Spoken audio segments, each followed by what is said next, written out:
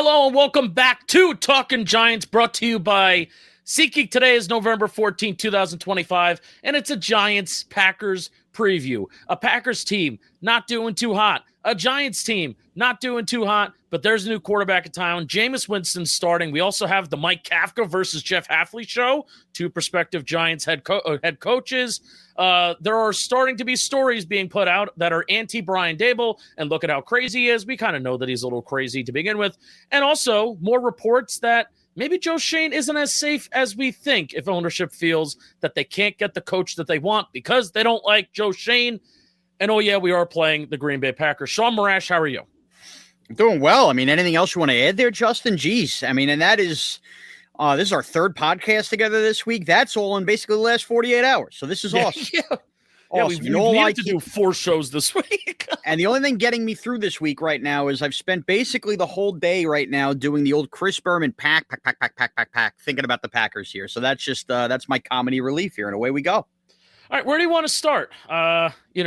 Maybe you want to put touchdown draft. I'm gonna take. Nope, that's not. Oh, okay. All right. Later. Sorry. That comes later. I messed in that the up. air. Do you want to start off with Jordan Ronan's report on Brian Daboll threatening to take away play calling from Mike Kafka after a Theo Johnson drop versus the Eagles, and maybe just kind of put that to bed really quick? Sure. Take it away, Justin. I have my thoughts, but go for it. Yeah. So. I think it's significant that this came from Jordan and not somebody like a Paul Schwartz or somebody else that could be seen as more of a positive face or just kind of carrying water for the organization a little bit. So It's not like Schwartz puts out another article that's pro Giants, anti whatever. So the fact that this is Jordan Ronan and saying that anonymous players said that they witnessed this, I just think this cements that I would want a head coach, the next head coach of the Giants. You always look for, well, what do we want the new head coach to be different from the last one? I think this really puts the exclamation point on that Brian Daboll is an impulsive person, going back on decisions that he previously made, well thought out decisions that odds are not only he is making, but everybody collectively in the building are making together. I think this puts an exclamation on that in terms of what I'm looking for in my next head coach, to not be so impulsive. And Shaun, I always didn't love how Brian Daboll would undress and tear apart his assistants while his players, who also suck, and also that was on a Theo Johnson drop. Wow, you rip apart Mike Kafka, who I think has done a fantastic, well done job this year. And then Theo Johnson drops another third down pass, and you say nothing to him, and there's no accountability with your players that aren't playing well. Yeah, I mean, okay. I mean, first of all, do we know for sure that there was never accountability with the players just because this article didn't say that? I just want to start off right then and there. And we know that he was a player's coach. Yeah. But, okay, so don't assume that he wasn't, and maybe he wasn't. Clearly, you can hear by the tone that after reading this article, I'm more on Daboll's side in the story, but that probably doesn't matter. I would just say this. I think that the player coming across feeding Jordan this is extremely soft, and this is probably an indictment on today's NFL athlete compared to what you and I grew up watching, where nobody can get yelled at. Nobody can witness anybody getting yelled at each other. I don't know. I come from the school of where Tom Coughlin was mother effing guys left and right. Now, Tom Coughlin won, so you got away with that. And then he even had to get a little lighter out of 07 or whatever. But look. But he's not doing this to the players. That's my only. Okay. But I would even say so, like, doing it to your coach, like, okay, adults don't want to be yelled at in your room, but like, it's also showing your players that you hold the coaches accountable. Like, that's the way I look at it too. The coaches are there to put you guys in position to succeed. The coaches are there. Like, if the coach is there, you keep designing a play to a guy who keeps dropping mother effing passes, and he does that. Now, here's the problem. Brian Daboll, well past the Giants, going to have to learn that clearly that doesn't work in today's NFL or whatever, and this, that, and the other. But like, the idea that he can't yell at Mike Kafka because, a guy's dropping passes, like, he's the one calling plays, and the plays keep going to players that are dropping passes. So, look, I know, whatever. Yell, scream. Yeah, I just didn't find this to be as big a deal. Now, clearly it is, and clearly they're going to go the opposite way in terms of a head coach going forward, and maybe Mike Kafka is that in terms of just like different personalities. But I don't know. I mean, maybe he never held players accountable. That's fine. But I looked at this as a bit of accountability. This looks a little overblown to me. And of course, all this stuff's going to come out. Now, you want to like cut through the real issue here? Here's the real issue here. Brian Daboll, it's very clear from reading this report and very clear following the last couple off seasons and everything that was said by everybody involved. Brian Daboll from the get-go wanted to be a play caller. It is how he earned an opportunity to be a head coach. He was, whatever you want to call it, innovative in Buffalo. And like he was an offensive coordinator, play caller. It works for some guys when they become head coaches like Sean McVay. It doesn't work for other guys. And I think the root and the core is Brian Daboll, as the seat continued to get hotter, probably never really wanted to give play calling back to Mike Kafka this year. Yep. Probably never did. And you heard ownership at the end of last year mention that it was probably not a great idea. Like, do the math there. To me, that is a head coach in Brian Daboll, whether he is not confident in his own skin and feels like he could push back on ownership and say, no, this is what's going to make it successful, or whether he just kind of had to bend the knee to save his job for another year.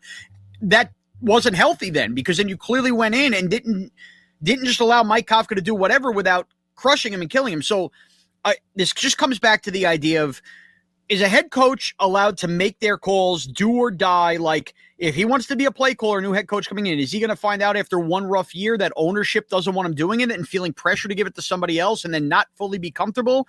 I just think it, again, speaks volumes to how just sloppily managed the Giants have become in all facets, where everybody's like either afraid of making their own decisions or can't stick to them. The whole thing's a mess. And I'm not sure that that's a Brian Daboll issue as much as it could continue to be an issue as long as this regime is intact, like Shane and ownership. Yeah. And I know another point that I think Jordan, probably some others have made too, is they've always been so afraid of outside perception and we're going to make our move based on what are we least going to get killed over? That's an issue. That's an issue. Yeah. That's, to me, of all the things I've read and heard this week, Justin, in the dismissal of Brian Daboll, above anything else, I don't care that Brian. We knew that. We knew about narrative and all that. Exactly. Brian Daboll being too emotional may not work for certain players and guys, and that's more of a me issue with today's athlete and everything. And like, I have to get my old man off the lawn stuff. The real issue is what you were just alluding to there with Brian Daboll, and that is like, don't worry about what the hell people are saying on the outside. But the reason he worries about why people are saying whatever from the outside is, like, wait for it, the Giants, and I know this from working local radio, pay attention to, I'm talking about as an organization, everything that is said and written about them, maybe not to the extreme the way the Knicks do, but the Giants do. So that stuff trickles down. I'm sure it gets to the coaches and the general managers when you feel the pressure. This is what they're saying. This is what they're saying. And I think that the Giants themselves can create, maybe unintentionally, a state of paranoia for coaches who aren't either built enough to handle it. And I think Brian Daboll is probably living in that state of paranoia that trickles down from the freaking organization. And the one final bow I want to put on this, because you mentioned about like, how do we know about Brian Daboll holding players accountable or not holding players accountable? The one way that I think we can evaluate it and judge it is, are you held accountable for your bad play? So how long did it take them for Deonte Banks to show poor effort last year to fully bench him? And they still were flirting with that this year, where they couldn't pull the trigger on benching a player that at the end of the day, they probably knew was inferior to Cordell Flott. But for optics and narrative's sake, they were afraid to pull the trigger. So they were half pregnant. Let's play Deonte Banks on half the downs. Counterpoint before you get to that. The general manager used a first-round pick on him. Right. The general manager used a third-round pick and traded up for Jalen Hyatt, who has basically been benched by Brian Daboll. By Brian Daboll even entertaining the idea of allowing Flott to challenge Banks, I took that as what the coach wanted to do, as opposed to the general manager trying to influence the coach to save face a little bit. I don't know, man. Like, again, I'm coming across very pro Daboll here, but a lot of this just reeks of Joe Shane cover-up stuff that's really starting to piss me off, to be honest. Yeah. No, and I agree. And at the end of the day, none of us know what that dynamic really was. But at the end of the day, I'm always of the belief of the certain things that we don't know, I have to blame the head coach for who plays and who doesn't. And if Theo Johnson's dropping the ball on third down, there needs to be a move to Daniel Bellinger, maybe a little bit sooner than what has been. Jalen Hyatt has gotten valuable reps at wide receiver 2 over the last 2 summers that has taken away, even though they seriously have not wanted to play him. They know that he's not good. And he's taken away reps from guys that could make the team or did make the team that are valuable, So just examples, I'm sure coming to people's heads too about examples of how Brian Daboll has not held his players accountable. Those are just a couple. I agree. But bottom line is this: Daboll's gone. It's going to be the next coach. The coach is accountable. And my tinge here is just more or less, I'm really just still frustrated that this freaking general manager is still here. And now we get all this nonsense after where we're going to pretend like the general manager wasn't as big an issue. That's my issue. All right. It is going to be the Mike Kafka versus Jeff Hafley show. All right. Jeff Hafley. Jersey's own Jeff Hafley. Defensive coordinator from the Green Bay Packers from Montville, New Jersey, went to Passaic Hills up in Montville, really up in northern New Jersey. So Montville's northern New Jersey? I'm unfamiliar. Yes, very, very, very northern. Okay. That's up by, it's, I don't know how close it is to Sparta, but if you know Sparta, that's really up there too. Yeah, it's been in the NFL from 2012 all the way up until 2018. Then went to Ohio State. Boston College was the defensive backs coach, co-defense coordinator with Ohio State in 2019. Boston College head coach from 2020 to 2023, and then he's been the Green Bay Packer defense coordinator the last 2 years. Shaun, we're giving a little bit of a bio to Jeff Hafley right now because Packers have a really good defensive unit. They've had a good defensive unit over the last 2 years, even before they got Micah Parsons on the squad and on the team. This Packers defense is kind of carrying them right now, and Hafley's honestly a little bit of a hotter coach in the NFL market, in the NFL world right now, that even Matt LaFleur is, because the Packers offense has definitely struggled a little bit. This kind of has the game of a feel of if Jeff Hafley comes out here and dominates this Giants offense, Mike Kafka's stock is down as the future Giants head coach, and Jeff Hafley's stock could possibly be a little bit higher than what it is right now as the future Giants head coach. Yeah, and so obviously this one's a little different because Brian Daboll's not here anymore where he was here in the first one, but this is really the second time this year where we have had a week going in where people have kind of murmured, hey, could this be the next head coach of the Giants we're going against? And of course, I'm referencing when Jesse Minter came in here as the defensive coordinator of the Chargers, and that Mike Kafka was calling plays, right? Or at least we think, probably, maybe. I mean, whatever happened here with Brian Daboll and Kafka. But Kafka, I think, got the best of Jesse Minter that day and kind of fended him off in that. So I'm very interested to see this. Look, this is obviously Jeff Hafley is going to feel a lot of pressure. He had talked about in his media availability, at least 30 friends and families, even getting his mother out to MetLife Stadium on Sunday. You know that this one is going to be special for him, getting the coach on the defensive side of the ball here in his home state, and also facing a guy in Jameis Winston who is apt to turn the ball over as well. And also the Packers here coming off of 2 straight losses, which is fascinating. So I think this whole thing is going to be interesting, the way Jeff Hafley kind of sets up this chess match, but that this game is going to be personal for him. Yeah, and kind of brings us to Jameis Winston. Jameis Winston is getting the nod as the Giants starting quarterback. I think the main point of attack that Jameis Winston is going to need to have against the Green Bay Packers, that they have a talented front. Their numbers, pressure numbers aren't that great. Their sack numbers aren't that great. Even their turnover numbers aren't that great. But still, you have to look at that front, and it's like Micah Parsons and that defensive line. They are a really talented unit. They are a really talented group. Edgerrin Cooper and Quay Walker, I think, are arguably the best linebacker duo in the league right now. Xavier McKinney plays a lot of single high safety, and that he can wreak havoc in the back end too. Yeah. So the thing that I think is needed for the Giants this Sunday is patience. Patience. The Green Bay Packers, while they're doing a pretty good job not allowing a ton of points, average time of possession, 31st in the league. Average yards per drive, they are 31st in the league. So you can hold the ball against them, but Jameis Winston typically isn't known for his patience as a football player. No, he's not. And this is probably my biggest worry in this game, Justin, is just the idea of you're going to have to be. And it's going to tie into the run game here for the New York Giants, because without Jackson Dart here in this offense, you're going to take away some of that read option stuff. And if the Packers and Jeff Hafley just kind of are foaming out the mouth to eat up a Devin Singletary, Tyrone Tracy run game, really without the threat of Jameis Winston's legs in this game, it's going to sit back and call for, if you take the run away, Jameis Winston not just panic throwing, being a little bit more patient here, as you just alluded to, but also it's going to involve receivers and separation and getting open too, right? We'll see how healthy Darius Slayton is if and when he plays in this game. We haven't even mentioned Isaiah Hodgins, who was signed onto the active roster. But these, these situations here on Sunday, if Jameis Winston just is getting harassed a little bit, maybe it's a bad Illuminor game, the pass rush getting after him, and he doesn't have the run game. I mean, that is just where the vulnerability of turnovers comes in, and scares me to death, knowing that Jeff Hafley obviously understands that weakness in Jameis Winston's game and understands that the run game can be had for the Giants and probably can be the story of the game here if Green Bay is going to come out on top. I want to keep talking about Jameis Winston and that element of patience, but I do want to read an ad first. Got to keep talking about Jameis. But this preview pod is brought to you by Shopify. Shopify is the best place to start and grow a business, which is why we partner with them here at John Boy Media. John Boy Media has relaunched our merch store on Shopify with their new Slashline site, and it was a dream. We brought the ideas, and Shopify brought the execution.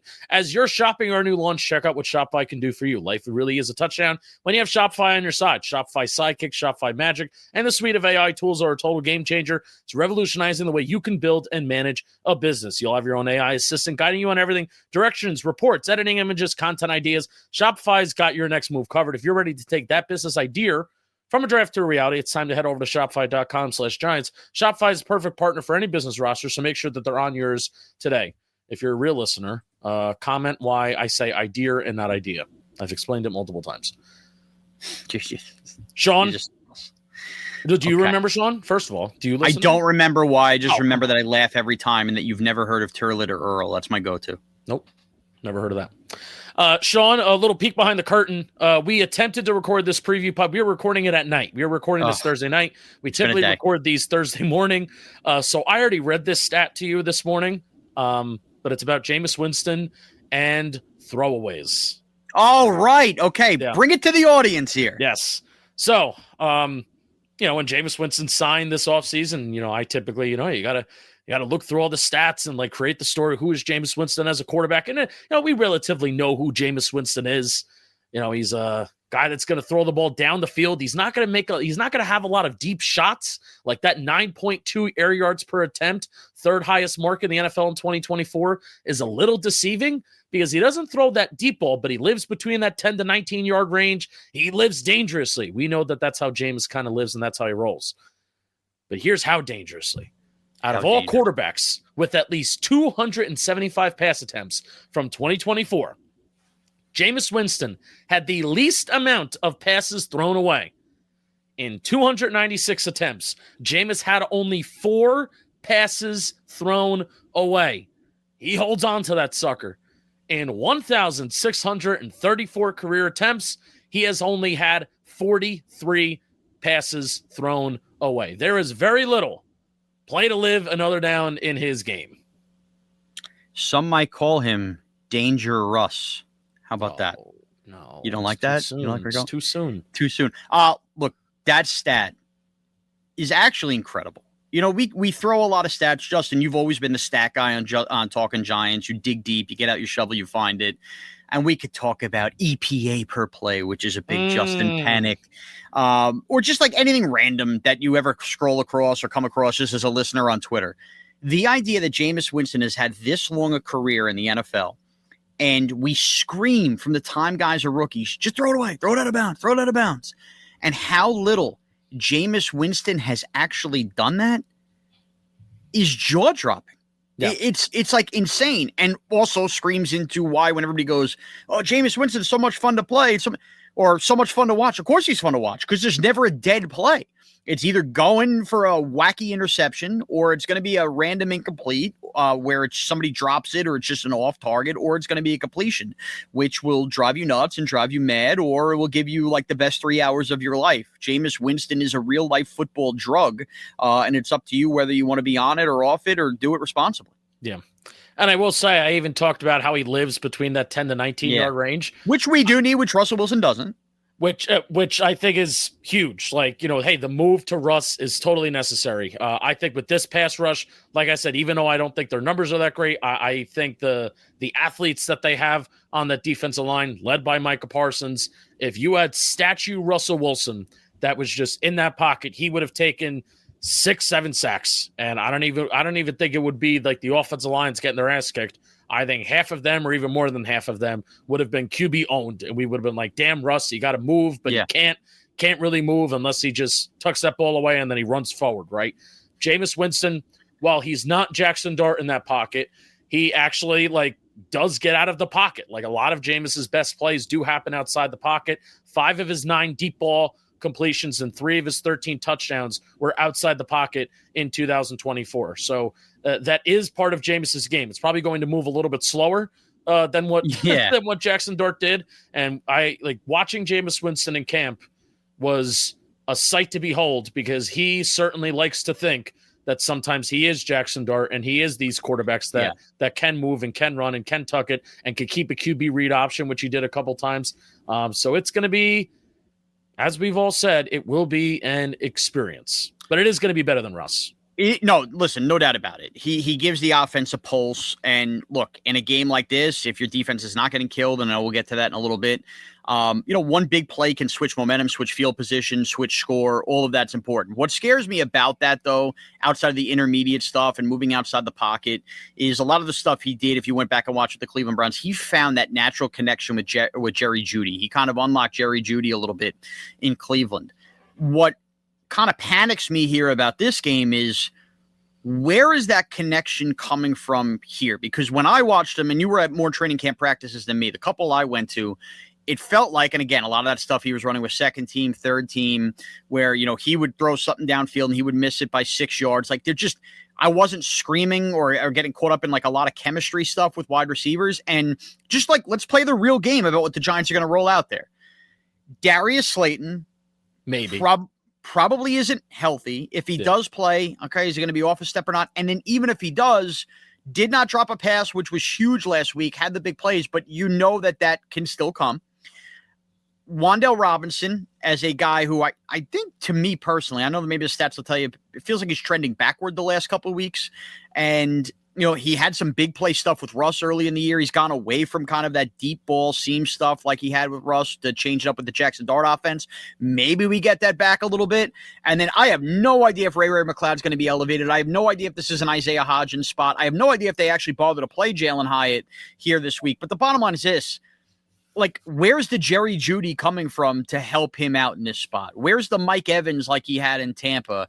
Because if the plays are going to break down and it is a little slower and he can't pick it up and go with his legs, and it is Micah Parsons now that's chasing him down, and when he does uncork those throws, it takes 2 to tango, Justin, and it scares the crap out of me that I have no faith that what he's going to play to strength-wise, the Giants can reciprocate with a reliable wide receiver that makes that happen the way he has had at other stops previously. Yeah.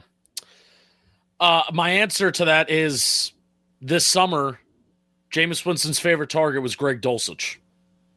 So I think this could be, along with the majority of the season, I think this could be a big tight end game, a big Daniel Bellinger, a big Theo Johnson game. They started to experiment it more and more, and it was really nice to see an under-center offense starting to evolve with Jackson Dart. Sure. Now I think there's no hesitancy that you can have an under-center offense with Jameis Winston. In fact, I would recommend that you go more under center. It could even help out the run game a little bit too. That's also something that I am excited to see. Under Mike Kafka specifically, this was even a critique of Daboll going back to Buffalo. He just never, as a coordinator, as a play caller, as an offensive designer, never could find a consistent identity on the ground. I trust hey, through the air, he can create separation. He can create the explosives and the big plays. Never could find a true identity on the ground. Whereas Kafka coming in here, the run game has picked up. Even a little bit with Singletary the last couple weeks in 2022. Obviously, the run game had a really big identity, and it just felt more or less I don't know. It felt more Kafka influenced and driven when the run game has been operating well versus Daboll influence, and that's kind of just a feeling. So interested to see if Mike Kafka has anything different, anything unique with the run game. I'm putting tight ends. I'm putting Bellinger in the backfield more as an H-back / fullback. Hey. Look, get creative. And this is going to be where Mike Kafka, if you're calling plays, obviously, which we know he is, and you're also being the head coach. I mean, this is kind of big picture, but it also plays to this game. You have seven of these auditions, man. Don't leave anything in the cupboard here. If there's anything we haven't seen wrinkle-wise in the offense that maybe you felt held back by because Brian Daboll still, had his influence as a head coach, let's see it. So to that point on the run game, Yeah, get creative. You want to run some random 3 guys in the backfield, that old wishbone stuff, and it's 2 tight ends and play off that and lead to more play action. I'm for it. And I think that's kind of what's going to be exciting here this week and going forward too.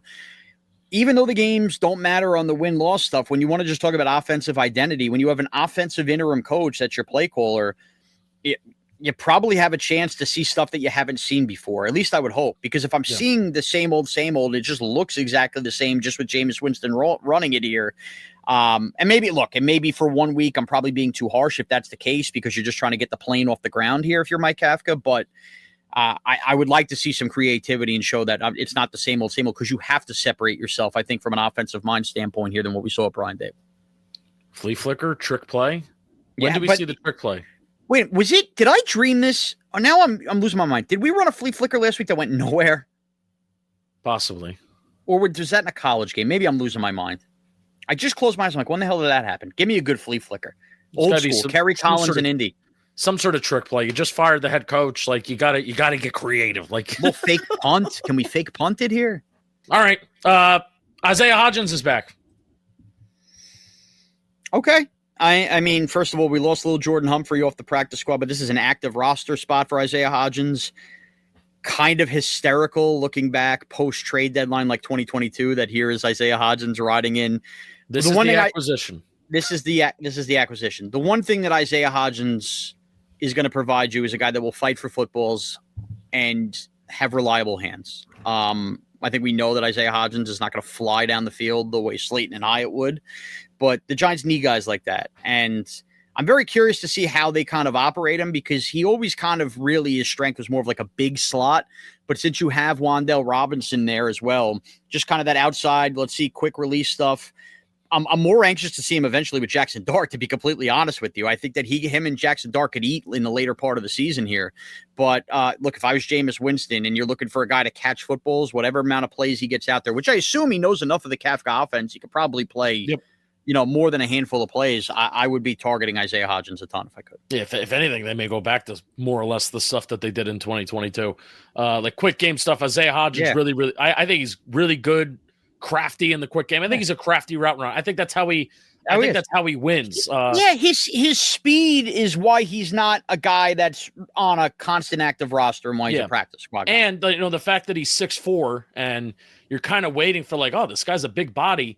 You think that he would be able to make a contested catch or two, and especially in 2022 when you're kind of starving for more big plays, and it just kind of never happened. I think I even remember like Christmas Eve, that game, maybe giving him a couple contested shots, and it just didn't happen. So Isaiah Hodgins is a guy that, kind of the inverted splits guy, of the guy that's going to be quick, the guy that's going to win in the quick game in the short part of the field. And then also he is a threat inside the red zone because he's a crafty route runner and he can get, sneaky separation here and there. And he is a bigger frame, which will help you inevitably inside the red zone as well. So Isaiah Hodgins is back, and it's probably like a month or even more too late.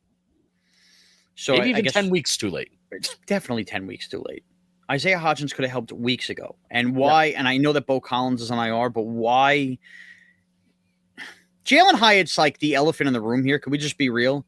I don't understand why he's still on the roster, especially when you consider that they put Graham Gano on IR. They went to Jameis Winston. Like, in all seriousness, like if you kind of play bingo on what can we like make, at least on the eyes, it look like Brian Daboll's responsible for, not Joe Shane.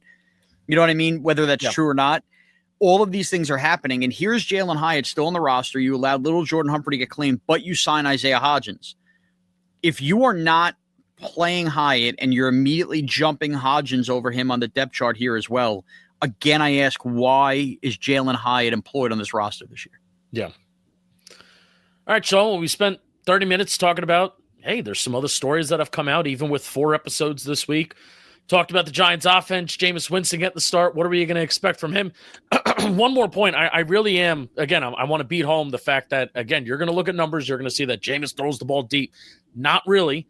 His ADOT is high, but he throws between 10 to 19 yards. And I like that. I specifically kind of even like that for this game, because if Jeff Hafley's going to play a lot of cover 3, if he's going to play a lot of, single high safety, I think if you're going to play a lot of zone coverage like the Packers do, I think that's the area of the field that you kind of have to attack, whether it's by the sideline, middle of the field. So I think Jameis is going to do it. He's certainly going to try and do it. And hey, the Packers defense, they're not getting interceptions. Xavier McKinney's not leading the league like he was last year. They're not a unit that is forcing a ton of turnovers this year. Certainly doesn't mean that Jameis can't help them out and make it a get-right game for them. That's certainly what Packers fans are probably expecting playing the Giants. Be a get-right game all over for them, especially on the offensive side of the ball, which I don't know how much time we're going to, we're going to spend on them. But, the Packers, coming in on a, multi-game losing streak here. Mm-hmm. Their defense is obviously the bright spot. They've allowed more points in the tie that they had against the Cowboys than they have in the 3 losses combined, 36 points. Crazy. So it is the offense that is kind of hurting them and holding them back. I think this offensive line for the Packers right now is really beat up, and maybe what were the version of the Packers offensive line right now maybe the worst of the Matt LaFleur era. Aaron Banks was their big signing in the offseason on the offensive line. He wasn't that good to begin with, and when he's not hurt, he's also not very good. This is also an offense that feeds off of, I think, their line playing well, and then the confidence that comes from the line playing well to run play action, throw the ball deep, and between the injuries that they have on the line, the injuries that they have at skill position, most notably Tucker Kraft going down, being the best yak option and yak weapon in the NFL right now. I just think their identity as an offense right now is so disjointed, and they don't necessarily know what they want to do or want to accomplish. Yeah, so, I mean, obviously over the years, the Packers just keep accumulating wide receiver talent without somebody fully sticking out as a true number one wide receiver, whether that be Romeo Doubs and obviously Christian Watson. And then you saw Matthew Golden last year in the first round, who now he is banged up. Dante Wicks, they're just all over the place in terms of spreading the ball around. But what happened is over the course of this, Tucker Kraft as the tight end became the guy. Like, he was becoming that guy in the NFL as we kind of look for that next era. When you think about, the classic guys, right? Kelsey and Kittle. I think Tucker Kraft was starting to rise up to that, and losing him. Baby Kittle. Like, it was devastating. And you saw last week, if you watch the Packer offense, I kind of just assumed, you know what? They'll be plug and play. Musgrave, not a bad, but guy to have back there. But it was vastly different. And that was a huge security blanket because you mentioned the offensive line situation with the Packers. I mean, look, if Jordan Love kind of scrambles away, does whatever, he was ripping it enough to Tucker Kraft when the offensive line broke down, and that was missed dearly. So, look, be interested to see what they do wide receiver wise. They get that involved, but to me, it still comes back to, Justin, Jordan Love is just the lack of consistency. Like, there are days he looks like an MVP, and days you're like, Jesus, this guy's the starting quarterback for the Packers. He's not Aaron Rodgers. He's not Brett Favre. But in the end, Green Bay is just going to lean on the bread and butter here, which is we have Josh Jacobs, who, is consistent when he's healthy, and we have a giant defense that gets exposed each and every single week. So we could talk about the offensive line, and we could talk about no Tucker Kraft, and we could talk about the wide receivers. But in the end, if I'm the Packers and you're trying to get right and have this be a get right game, you paid Josh Jacobs guaranteed money, and when he's in there, he makes things happen. I think you just ride the horse that is Josh Jacobs in this game. And can the Giants, after a week where the coach got fired, have some freaking pride for once and understand that that's exactly what the Packers want to do to try to make their life easy? I'm going to tell you why I have somewhat confidence in the Giants' rush defense this weekend. Good. Sorry if I was long-winded there. Let it rip. Nope. I love that you went long-winded, because then I just threw that back in your face. Let's go. In my face. The Packers, I think, have lost their guys that they rely on, most notably being Tucker Kraft, their confidence to run outside and their confidence to really stretch the field with their run game, right? The receivers that I think they kind of bank on, they've lost, right? They're like, even they're running Bo Melton out there for almost 20 snaps the previous week that they converted from corner, they converted from wide receiver to cornerback, and then they giving him snaps at wide receiver again. So he's flip sides trying to do the Travis Hunter. They have been very predictable running inside zone. I mean, you even hear Moro Ojomo on that 4th and 1 inside zone when they were going no huddle a lot. And when they typically do go no huddle, very predictable what is coming on a 3rd and short or a 4th and short, that you're going to see an inside zone play. If there is a quote unquote strength of the worst run defense in the NFL, that is the New York Giants. It is if you try and run inside, you may not get the 10, 15, 20-yard run like you sometimes would if you try and run it outside the tackles. And I honestly think this is a game where, like, even in the past, like against the Bears and against the 49ers, there were times where the Giants would defend the outside run and expect it, and then it would open up the inside, and that's where you see a Brian Robinson long touchdown run like you did a couple weeks ago against the 49ers. I think the Packers are going to be way more predictable, and this is the criticism of Matt LaFleur right now, going to be way more predictable.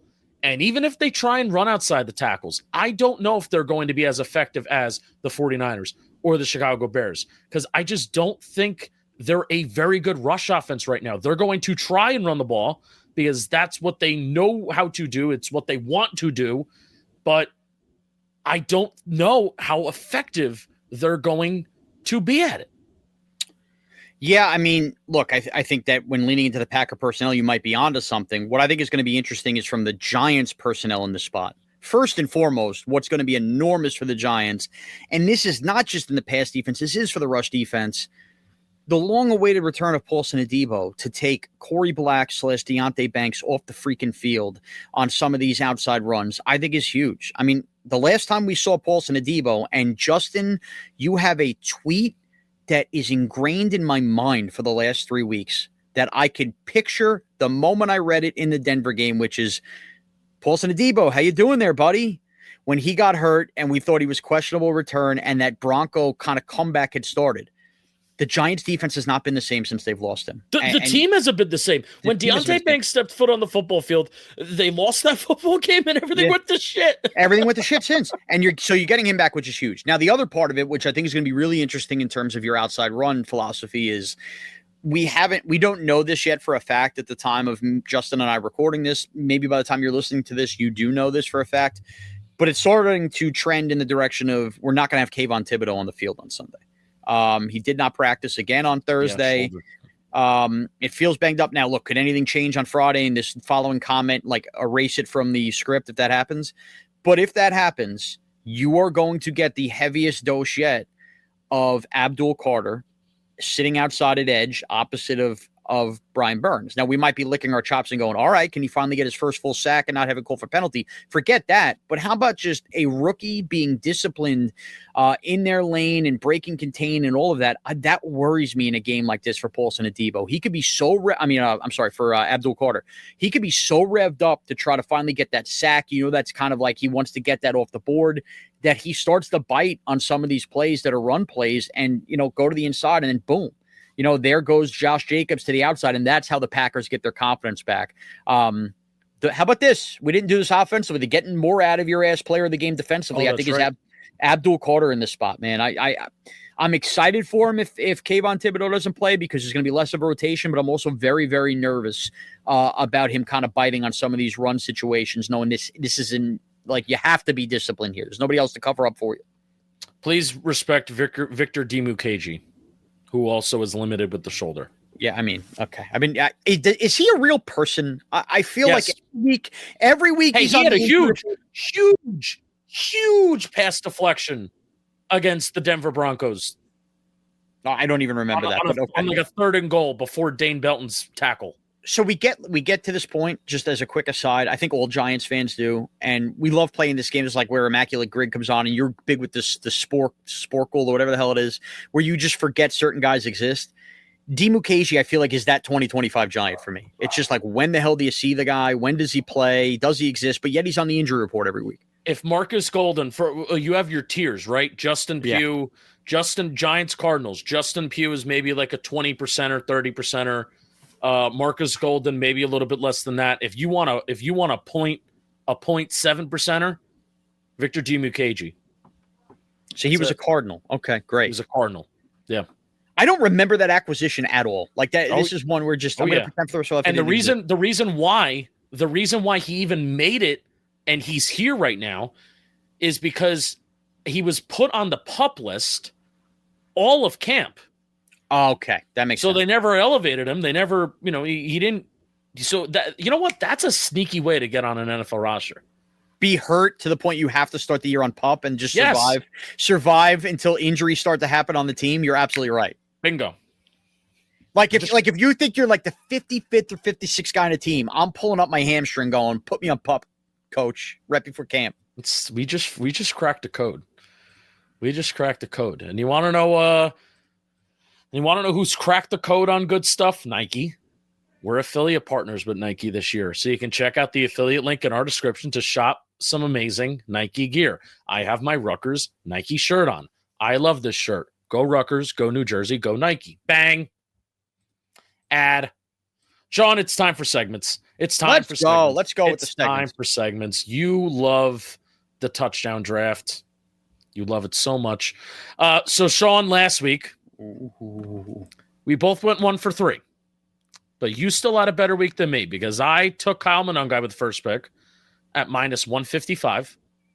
So I have 65 points on the board for last week. And then, Shaun, you took Jackson Dart, who was plus 185, and you have 185 points from last week. So the standings on the year, do you have something to say? No, I just want to see where we're at in the standings, but you're doing that now. 2,305 points I have on the year, and you're about a little less than 1,000 points behind it, 1,385. Okay. I'm going to be honest with you. In real time, I just realized I was ripping through, and now I can't find my spreadsheet to see the odds here. So you want to know what? Jeff, you're going to put the odds on the screen right now. Bang. Let's go. That's technology, baby. Okay. Boy, this is an ugly list. Right off the bat. Who goes first, by the way? Did we? You go first. There's an obvious. Josh Jacobs has 11 touchdowns. He's very good at scoring touchdowns. But Josh Jacobs is going to be picked. Yes, but he's also minus 285. And the moment I pick him, the philosophy changes for you. So we're going to play a game of chicken here. We are going to play a game of chicken here. All right. I'm going to go with. This is terrible. I want to throw up watching this. Give me Christian Watson at plus 245. Oh, good sneaky pick. I think Christian Watson could have a big game. I don't know if he's going to score a touchdown. Could be a deep, explosive play touchdown. Christian Watson, I really do feel like is when more guys are healthy, I do feel like he's kind of like the engine that could keep things moving because though his ability to stretch the field is pretty damn good. Just right now when they have so many guys down. And so Christian Watson's like the main guy that everybody's going to go to of you got to stop the deep threat. But nevertheless, I still think that Christian Watson could have a good impact on this game because the Giants secondary isn't that great, but guys are getting healthy. All right. My pick 3, 4, 5. All right. Great. I love that.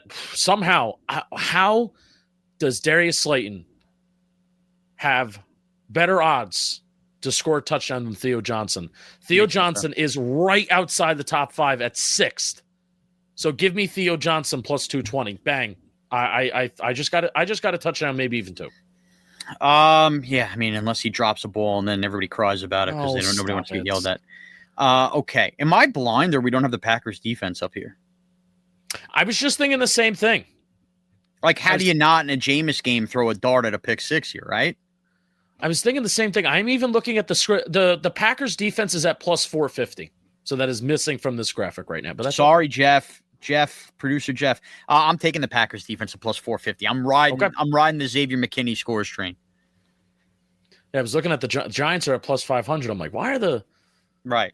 That's also it's crazy thing. They barely have like an interception this year, and you're taking the Packers defense. It's Jameis. It's Jameis, and I'm having fun here. You know what are we doing? Yeah.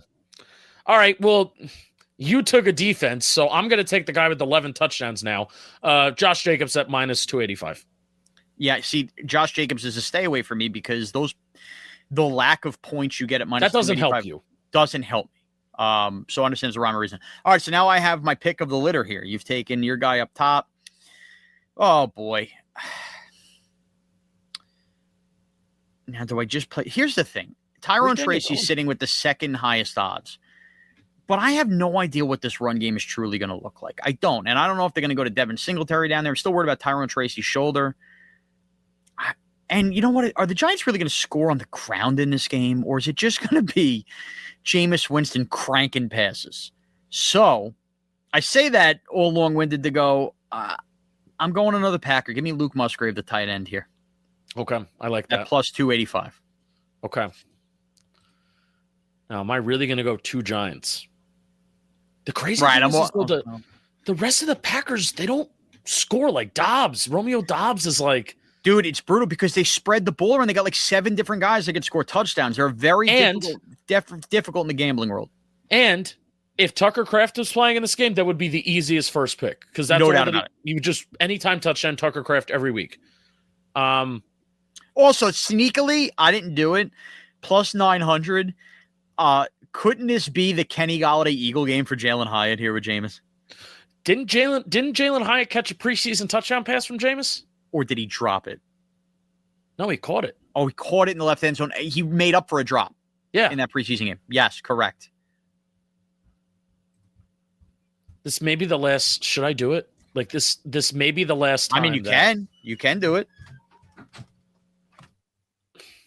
I also love Savion Williams, but he's probably not going to score. They need to just use him more as like a yak guy and also like he's like a strong guy. I really liked him coming out of TCU, versatile weapon.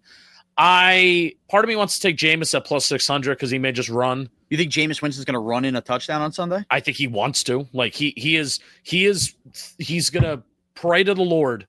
What just happened with the Jets? He's going to pray to the Lord that to deliver him from pick sixes and that he could run for a touchdown. I know that for a fact. All right, Jalen Hyatt plus 900, maybe the last time, because if he doesn't play, then I just won't pick him again. But because Mike Kafka's here, he may play. Yeah. I mean, look, maybe you get like to the 1 and we just do like a, quarterback push, something kind of deal. It's in play. With Jalen Hyatt? Oh, I thought you said Jameis Winston. Did I? No. I thought about taking Jameis Winston, but I am taking Jalen Hyatt because this may be the last time. This may be the last time that he could ever be taken. Let's go. It's Kenny Golladay moment here for Jalen. Thank you. That was the touchdown draft. The touchdown draft and spread picks are brought to you by our partners over at the DraftKings Sportsbook. Stay in on the action and use your bonus bets on DraftKings same-game parlays for a shot and an even bigger payout. Love the thrill of live betting. DraftKings has got you covered. Bet live on star player props and in-progress games right as they happen. New customers bet $5 and get 3 months of league pass and get $300 if your bet wins. Paid in bonus bets. So download the DraftKings Sportsbook app and use code JAMFootball. That's code JAMFootball to get $300 in bonus bets instantly if your first $5 bet hits. Plus 3 months of NBA League Pass in partnership with DraftKings. The crown is yours. DraftKings going to lead us into some spread picks here? Spread picks.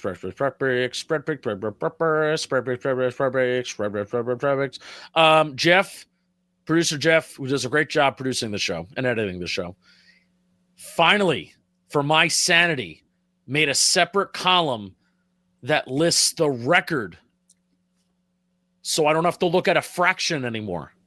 Nice. So you can actually say the real records of us, Justin. So I don't have to do the quick math in my head. Okay. So, Shaun, you had an awful week last week. Awful. What was I, 2-6? You were 1-7. 1-7. I went 4-4. So do you close some gap there? Because I had a big lead. I never had a week better than 4-4. In all of our 7 weeks of doing this show, you and I together. How time flies. You and I have been doing this show for 7 weeks together. Thank you, John Boy Media. 7 weeks strong. Let's go. I have never had a week better than 4-4. That changes this week. Yeah, okay. That changes this week. Because we start off with, this isn't fair. Now, to be fair, I have no idea what is going on with the Jets-Patriots game right now. Shaun, you are actively watching it. So I know that this was going to happen.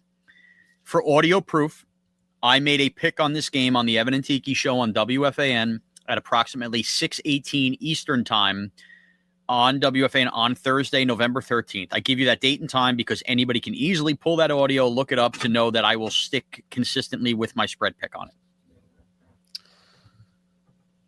Jets at Pats. And I trust you're a man of honor. Jets at Pats. Pats are home favorites, 12.5 points. I do not know what I legitimately, and I swear on my mother, I have no idea what's going on in this game right now. Okay. 12.5 is a big spread. Thanksgiving is coming up. The Jets are going to cover. Okay. Shaun. You're taking the Jets to cover. Yeah. I took And I will take the Patriots to cover. And I'm usually anti that, but it just felt like a Jets get it stuck up there. You know what game? And again, I'm watching this game. I know the score, but I've already done this on the Evan and Tiki show, so you can hear me. It's done. Like, I hate to bring that up, but that's true. Do you want to know the score? Part of me did forget that the Jets traded away their best players 2 weeks ago. Yes, I would like to know the score. It is currently 9:33 p.m. Eastern Standard Time. Okay, so there are 3 seconds left in the first half of Thursday Night Football in real time as Justin and I are taping this. The Jets led the game 7-0. Yes. They are now down 14-7 after 2 Travion Henderson touchdowns, but with 3 seconds left, the Patriots are sending the kicker out. I'm trying to see I can't say his name, how long a kick this is going to be, but they're attempting to go up 17-7 at the half. Okay, well, it's already a little too close for comfort for me. Yes, it is. So we're Oppo. All right, next. The Bucks and the Bills, both with the same record at 6-3. The Bills are home. They are 5.5-point favorites. By the way, the kick was no good, so 14. Yes. Okay. Sean, Bills minus 5.5 versus the Bucks. Oh, this is a tough game. It's, first of all, great game at 1 o'clock here Eastern time. It's a tough game to pick because last week I was all over Tampa, which was one of my losses, and New England gave them a major wake-up call.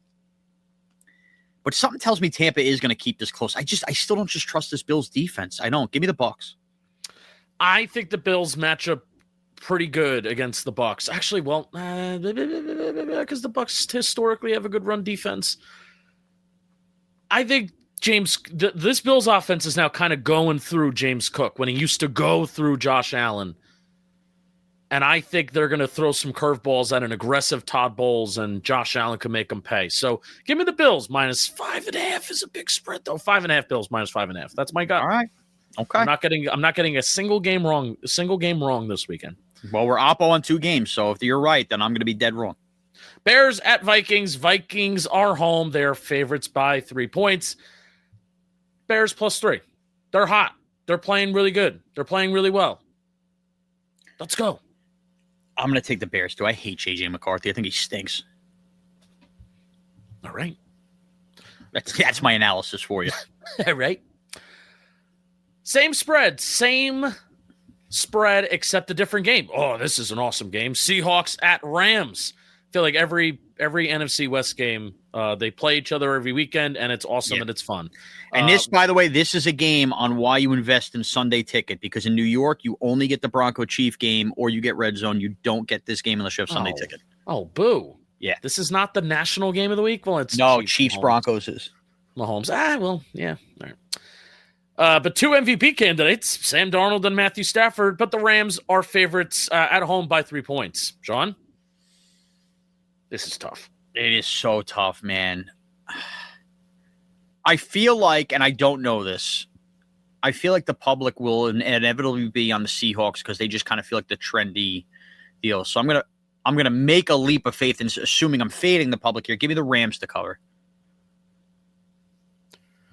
I think the Seahawks are a more complete team right now. They might Stafford is just really like more, I don't want to say more than ever, but like at this point in his career, he is so physically limited. So he has to win with his eyes and win with his brain.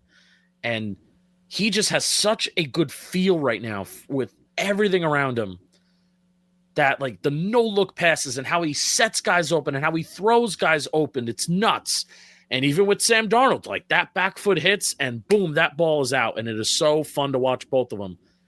I just think the Seahawks team is a little bit more complete. I think they can maybe put Stafford on the ground. Give me the Seattle Seahawks.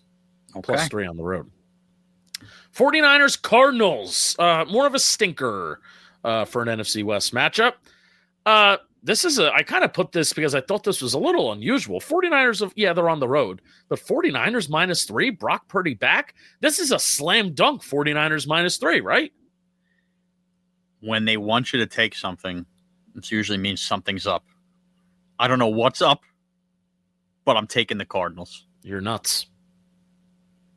You're nuts. I know I'm nuts, but why? They're baiting you in. Those big buildings in Vegas get built for a reason. 49ers -3. Sean's got Cardinals +3. All right, here's the nationally televised game. Chiefs-Broncos. Broncos undefeated at home, but the Chiefs are still favorites on the road by 3.5. Does the Broncos magic run out?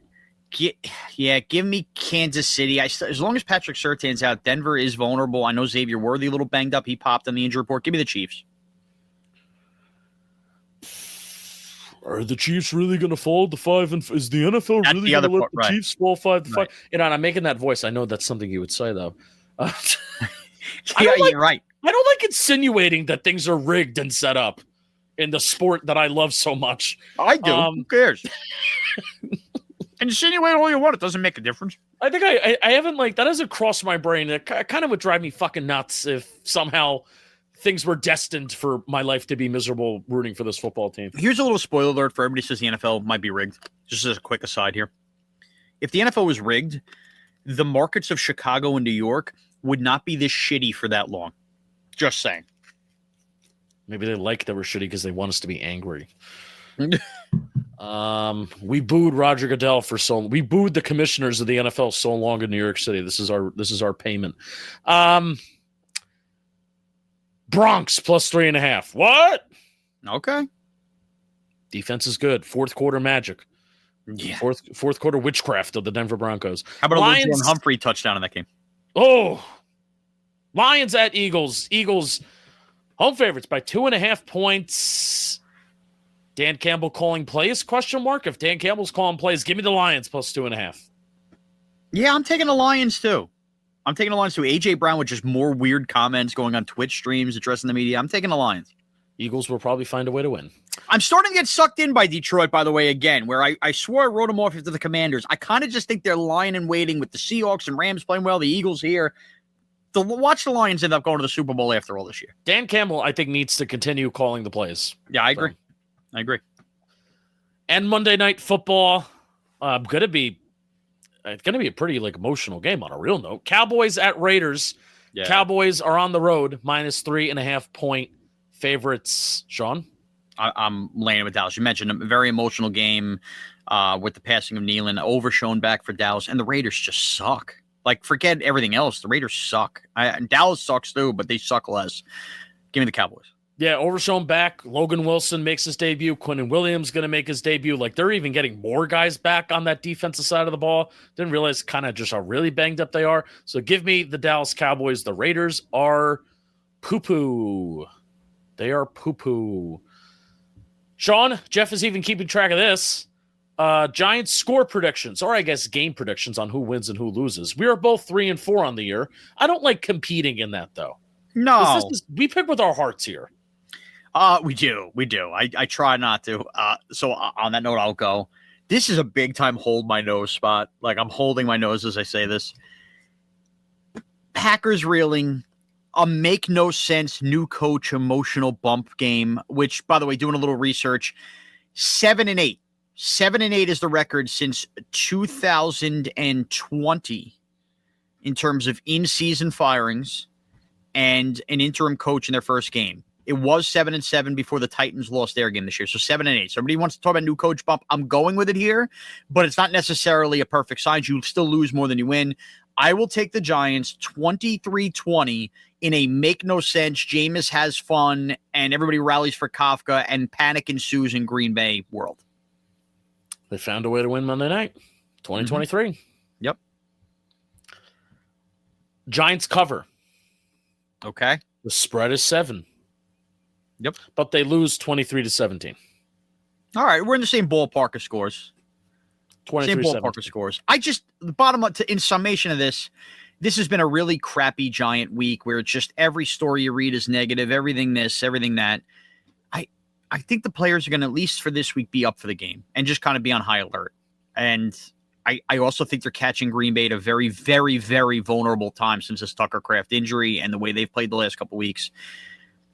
Go disappoint me again, Giants, but I kind of think that this is going to be a make no sense win. Allowing 23 points would be the best defensive game since the win against Philly. So, a Debo back. Back. All right, thanks for listening. We will be live after the game, after it ends, to talk about Jameis Winston, Mike Kafka's debut. Let's go, Giants. Go Giants. Go back. Let's go, Giants. It starts today.